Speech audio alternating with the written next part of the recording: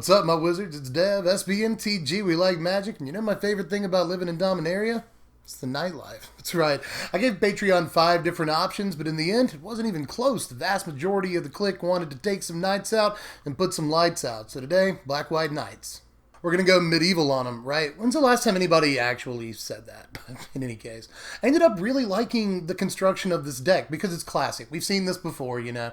Just curve out, tap out, cast creatures in the early game, apply buff to those creatures in the mid game, and then your in-game plan revolves around either getting a huge buff off and getting in for Alpha Strike, or leaning on some really good activated abilities to break open stalemates. And obviously this is white and black, so we've got some really good removal to play for threats that we can't otherwise deal with. So we've got a really good game plan here. That's a proven strategy, you know. We see a deck like this in just about every standard environment, but the thing I like about Knights is the way the pieces come together makes this deck a lot better than other decks that are trying to execute this game plan.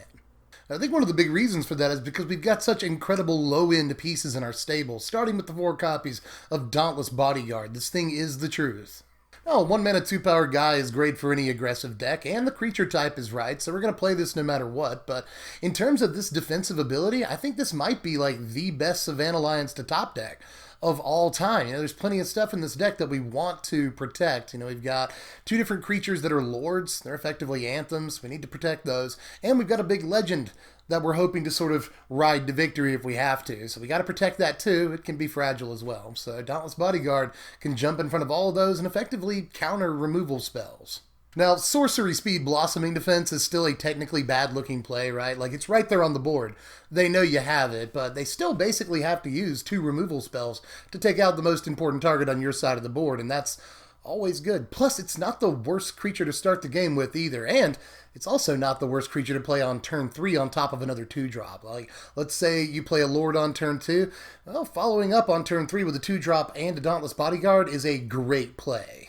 Speaking of 2-drops, we've got a few of those to talk about. First of all, Knight of Grace and Knight of Malice. We're playing 4 copies of both of these, and I love that their initials are G and M because something horsepower. I'm sure that's the joke, but in any case, both of these are just great, just based on stats alone. You know, 2 mana for 2/2s. Both of them have first strike. That's kind of good enough on its own, but there's even more in the text box. They can both get boosted, and hexproof. The word hexproof is in this text box. No matter how watered down it is, it's pretty good. And no matter how watered down the hexproof might be on these, they still dodge plenty of popular removal in the format. I would argue that Knight of Grace's hexproof is a little bit more relevant than Knight of Malice's, but for what it's worth, it's a lot easier to give the boost to a Knight of Malice, because we're not playing a whole bunch of black permanents, but we're playing a lot of white permanents. So there's pros and cons to both of these, but they both dodge tons of removal. You know, Knight of Grace, you're not going to fatal push him around, and you're not going to cast him down either. He's got pretty high self-esteem.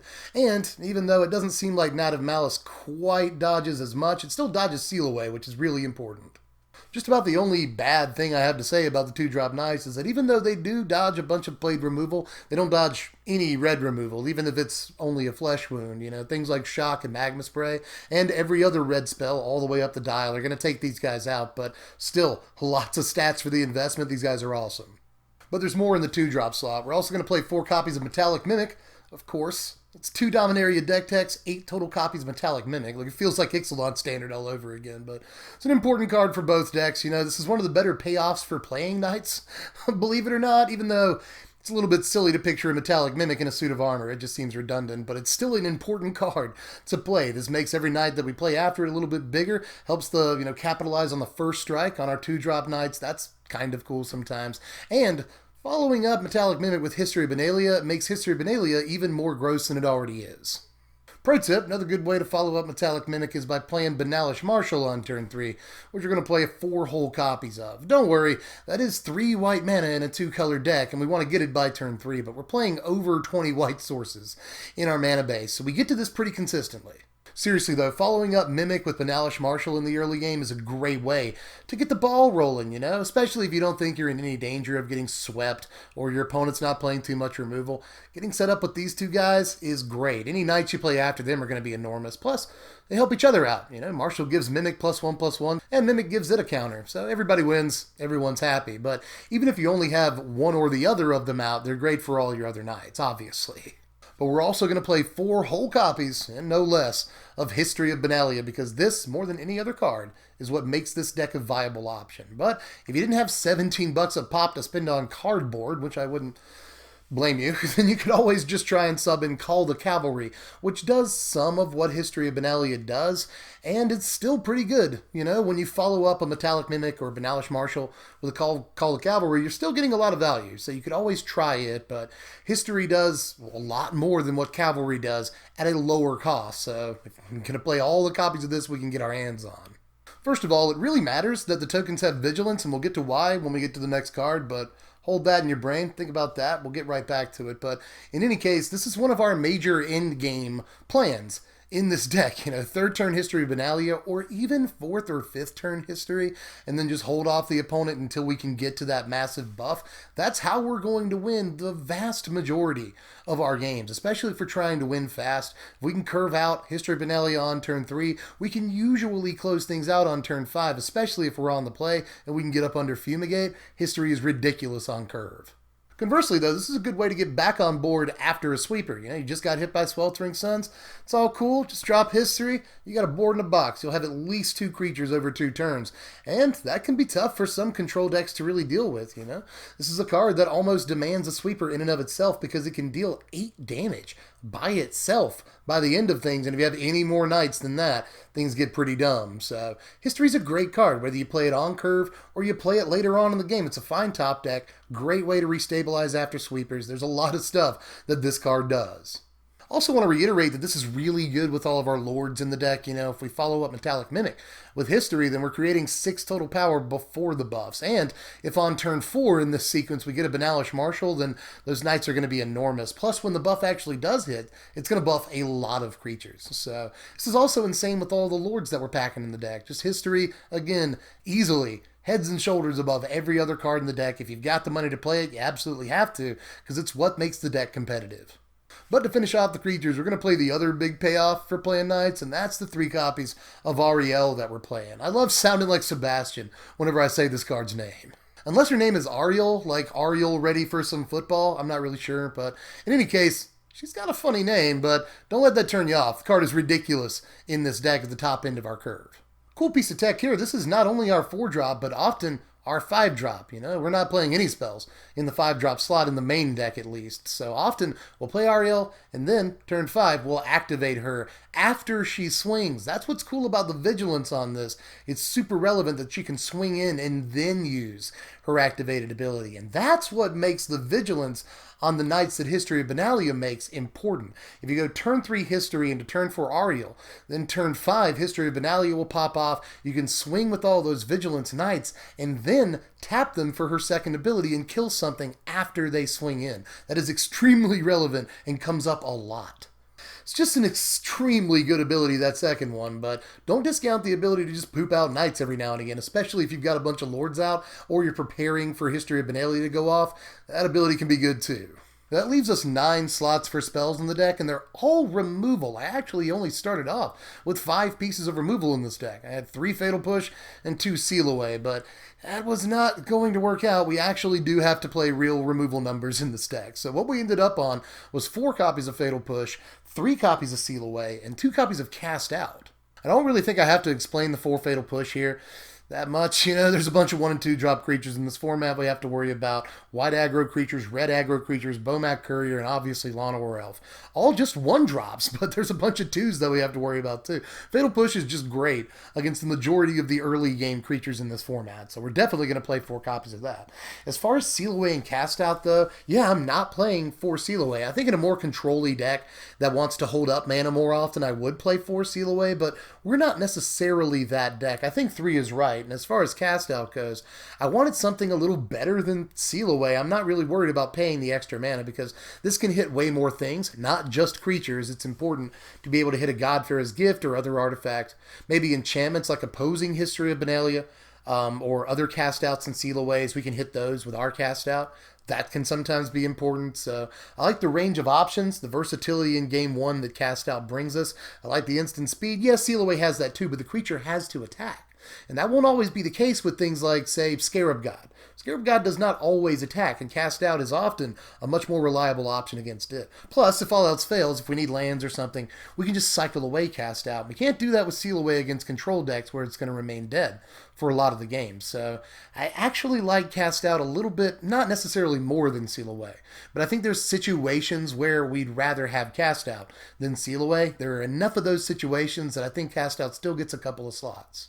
But don't let that put you off Seal Away. This is the first time that I've gotten to talk about this card in the context of a deck tech, and it's crazy. Seal Away is a 2-mana answer to some of the best creatures in the format. When Scarab God does swing away, this kills it for 2 mana. Rekindling Phoenix, Hazaret, Ronus, Steel Leaf Champion. There are a ton of important threats this exiles forever. Now here are the lands. I promised you over 20 white sources, and that's what we have. 21 white sources in this deck. We actually don't need a whole lot of black. We have like 12 black sources if you count Unclaimed Territory, and 11 if you don't, which is just fine. You know, I think the Unclaimed Territory, at least the one of, is an important inclusion. I don't want to play too many more than that, but I do want to maximize the chance of going like Knight of Malice into Banalish Marshal, and Unclaimed Territory helps us do that. Aside from that, Shefet Dunes is a pretty obvious inclusion. This can help us Alpha Strike, and on turns where History of Benalia goes off, you know, note that History of Benalia goes off and we still haven't used any mana, you know. So we've got plenty of mana on those turns where History of Benalia gets its 3rd lore counter. We can just dump all of the mana into Shefet Dunes and give all of our creatures an extra buff if we really want to go ham. So I like Shefet Dunes a lot too in this deck. It's an obvious 4-of. And here's our sideboard here. This was tough to put together because white and black have a lot of good options. So I want to get to the Bloodcrazed Paladin right away because it looks like a subpar option when we have so many other good ones. But Bloodcrazed, here's the thing. We are really bad against Fumigate. We are really, really, really bad if our opponent can get to Fumigate.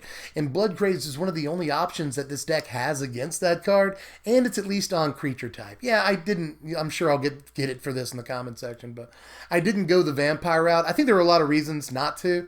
You know, I don't want to dilute the creature base because things like Legion's Lieutenant will only boost vampires and not our Dauntless Bodyguards, not our History of Benalia tokens, you know. So I just didn't think that was the right way to go. I think it dilutes it too much. But in terms of vampires, I think this is the best one we could be playing in the sideboard because Fumigate is so effective against us, and this is one of the only tools we have against it. Aside from that, though, everything else is relatively self-explanatory. Silent Gravestone is in there against Godfarer's Gift, which I don't think is going away. You know, Blue-Red Godfarer's Gift proved to be one of the better decks at the very end of the last standard. If you weren't paying attention, Blue-Red Godfarer's Gift came out of nowhere to be one of the best decks in the format, and it gets even better because it now has Skirk Prospector. So I don't think that deck's going anywhere, and obviously Silent Gravestone is decent against it, plus Scarab God decks, which are just, they tend to be good against every deck in the field. You know, we need an option against them, and sometimes wiping the board can be great. So I'm going to play some Silent Gravestone against a couple of different decks. As far as Duress, this is another good tool against sweepers. You know, we can just pluck them out of their hand if we're that worried about them at a very low investment, so I'll play all 4 Duress. And it'll help us get counterspells out of their hand, removal and stuff like that, to make sure that we land our big, you know, our Ariels and stuff like that. The Argyll's Bloodfast is in there against control, and to be honest with you, I'd really like to make room for a second copy, because this deck really, really wants to draw cards against control. This deck has no other way to do it besides Bloodfast. You know, I don't want to play spells like Dark Bargain or Live Fast or anything. I think Argyll's is definitely the best way to do it, and I'd like to free up another slot for it, to be honest, because it is very effective against control. But we also have to make room for the Profane Procession. This is great against all the mid-range threats people are playing right now. You know, this is another card that's pretty decent at beating the Scarab God and even allows us to play their Scarab God eventually, which is awesome. But, you know, even against the other, you know, creatures that this deck has problems with, Profane Procession is surprisingly effective. So I want to make room for at least the 1 copy. And finally, Sky Sovereign. I'm going to play a couple of copies of this. You'll note that I've been pretty high on this card in the last couple of decks. You know, this deck is, ironically, you know, bad against dragons. This deck is bad against Glorybringer. It's bad against Varric's Bladewing because it presents it with 2 flying threats. Honestly, the deck is bad against flyers in general. So I like being able to bring in Sky Sovereign. It's just one of the biggest, baddest threats in the sky. It helps us go bigger than aggro decks in the mid game. It can be a great tool against mono red or other, basically any other aggro deck. Sky Sovereign's a great tool. Flies over their heads and zaps their creatures. The only thing I'd rather play, honestly, is Lyra Dawnbringer. And it is worth noting, by the way, that Lyra Dawnbringer can take down and live against a Sky Sovereign, so it is probably the better choice, but it too is $15. You know, if you had the extra $30, Lyra could probably go in, but I just like Sky Sovereign. Pretty low investment cost-wise for a very, very good flying creature that can help you win in the late game against mid-range decks and aggro decks, and can take out a lot of small creatures that you're worried about. But there's obviously a bunch of stuff that I didn't play in this deck that you could play. For instance, I didn't play Danitha or Quinde, and if you wanted to prioritize first strike a little bit more, both of these cards could obviously go into the deck. You know, we've already got 8 first strike creatures with our 2-drop knights. So that seems good and all, and we could have more with Danitha and Quinde and just have a party, but it seems a little bit cute. It doesn't seem super reliable, especially considering the toughness figures on both of these 2 creatures here. You know, it's very high risk, high reward. And again, the reward is high, but the risk is a little bit too high for me for competitive Magic, where just about any removal spell can take these things out. But if you did want to have fun, knock yourself out, play these 2 creatures, it looks like a world of fun. But if you're trying to build the best deck, you know, I'm just not sure that these are reliable, stable, consistent options. I'd rather play all the cards we're already playing than make room for these cards. But if you did play them, you'd probably want to play some equipments, and that's where Forebear's Blade and Blackblade Reforged come in. If you're more of a flavor than function kind of person, I can understand wanting to play some swords for your knights, and these would go well with Danitha and Quinde, for that matter, just because they would make your first strikers even bigger. You know, so if you wanted to do that, I could see playing some equipments, but honestly, in terms of competitive Magic, I think we're just getting a little bit too cute. And here are your power rankings right here. Final score, Nintendo 64. It's a pretty solid deck. In terms of like an F&M type deck, this thing can win a smart player a bunch of packs by the end of the night. I've always liked aggro decks that can either go fast or go slow depending on the situation. This deck can do both, plus it packs all the removal that you'd need to take out really important threats in this format. We're seriously playing the best removal spells that control decks could play, but we get them in our aggro deck, which is really, really good. Plus, again, if we have to go fast, we can drop Anthems, Lords, we can drop History on turn 3, and then close the game out with a huge Alpha Strike on turn 5. But if we have to slow things down and grind out Ariel's, activated abilities, or just get the most advantage out of our Lords in a long game, we can. An aggro deck that has 2 different modes like that is a valuable thing. And you can tell how valuable it is by the price. This thing is about $200 right now on TCG Player, but you might just want to wait on History of Banality to go down, although I don't think that's necessarily a given. It is mythic, and it's already showing up in MTGO competitive league results. I've seen a few copies of History already, so I don't think it's going to be a flop. So I can't guarantee the card's going to go down. You might want to go ahead and pick the thing up, but if you wanted to, you could always take a lot of price off this deck by just playing Call the Cavalry in its place. Or you could say play, Cast Down instead of Fatal Push. There's options you could tweak here to make this deck really, really cheap and not lose a whole lot in the process. But anyway, I'm pretty sure I'm tapped out for now. Let me know how you felt about this one down there in the comments. Is this the right Knights deck? I've seen a bunch of Knights decks online while researching how people are building this thing, and honestly a lot of the deck lists I saw were not great, and I don't usually say that, but I saw a lot of different deck lists and a lot of them just didn't look super cohesive to me. So I hope that you like what I came up with here, and if you've got something better, let us know. Is this the wrong build? Should we play vampires? I just don't think so, but if you do think so, give us your arguments down there. I'm all ears. And remember, this video is brought to you in part by the good folks at TCGplayer.com. Just brought them up a second ago. Here they are again. They are the cheapest place you can get this deck online. I'm not just saying that because they sponsor me. It's true facts. This deck is around $190 or $200 or so on TCG Player right now, but a lot of other sites it's like $250 or more. So if you want to check the list out and not just listen to me run my fat mouth for another 20 minutes or however long it's been, click the first link in the description down there. They'll take you over to TCG Player. You can look over the deck list and order any pieces you need. And if you would, please help me out by doing the YouTube stuff. Low effort, just hit the like button. Puts me in more recommended feeds. That helps me out a lot. You can also, if you want to, sub to the channel. Hit the bell to make sure that you get notifications, because YouTube doesn't want to send you notifications if you didn't hit the bell. So make sure you do that because there's a bunch of deck techs coming up. We're only on deck tech number 2 for Dominaria Standard. There's like 25 I want to do. So sub, hit the bell, do that stuff. Follow me on Twitter at SBMTGDev, or if you want to help determine what decks we're even doing next, if you want to take part in these polls I keep talking about, just throw me a buck over on Patreon. Leave you a link in the description for that. But pretty sure I'm tapped out for this one. That's not the second time I've said it. I think it is, but it never gets old. Anyway, I guess I'll catch you cats later. I'm Deb from The Place. Thanks for watching, my wizards. Spread love and be kind.